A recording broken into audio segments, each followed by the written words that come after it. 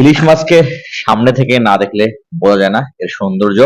চকচকে রূপালী গা, ধারালো পাখনা আর চোখের সেই কাছের মতো স্বচ্ছতা, যেন সাগরের একটি জীবন্ত রত্ন। এমন অনুভূতি শুধু সাগরের তীরেই মেলে। কিছু ইলিশ এই সাগরের তীরে বিক্রি হয়, আর এই বাকিগুলো এই খাঁচায় করে বরফ দিয়ে চলে যায় দেশের বিভিন্ন জায়গায়, বিভিন্ন আড়তে। বন্ধুরা, এসেছি সমুদ্র সৈকতের তীরে। এখানে জেলেরা ইলিশ মাছ নিয়ে আসছেন সাগর থেকে। পুরো ইলিশ একটা ধরার মৌসুম চলছে। দেখতে পাচ্ছেন যে সেই রূপালী ইলিশ, আমাদের জাতীয় মাছ ইলিশ। দূরের সাগরের নীল জলরাশি, বুক চিরে আসছে কাঠের ট্রলার।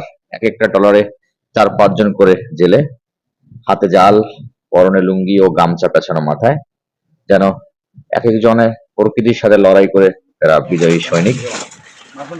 তীরে ফিরতে দেখা গেল ট্রলারের এক পাশে স্তূপ করে রাখা রূপালী ইলিশ।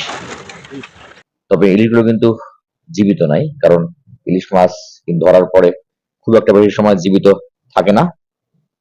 জেলেরা দ্রুত চলে আসছেন ঘাটের দিকে।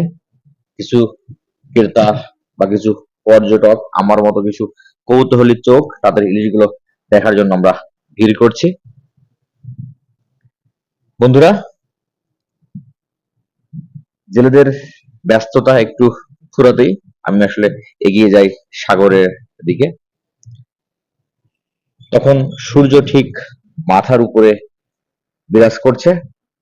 ইলিশ মাছ ধরা শুধু একটি পেশা নয়, এটি এই অঞ্চলের সংস্কৃতি, অর্থনীতি, এমনকি সৌন্দর্যের অংশ। সাগরের তীরে এই ইলিশ ধরা শুধু চোখে দেখা নয়, অনুভবের একটি যাত্রা। প্রকৃতি, মানুষ আর জীবনের এক আশ্চর্য মেলবন্ধন।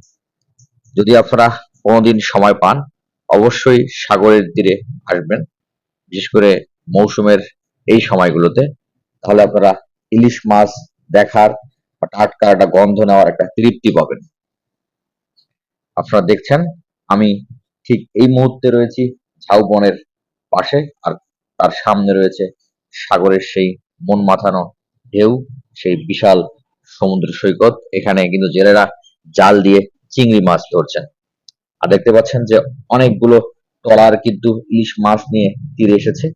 যদিও বা এই সময়টা ছিল দুপুরের একটু কাছাকাছি, তাই খুব একটা ভিড় এখন নেই, কারণ ইলিশ মাছ জেলেরা তীরে নিয়ে আসার পরে আবার ফিরে যাচ্ছেন সাগরের বুকে।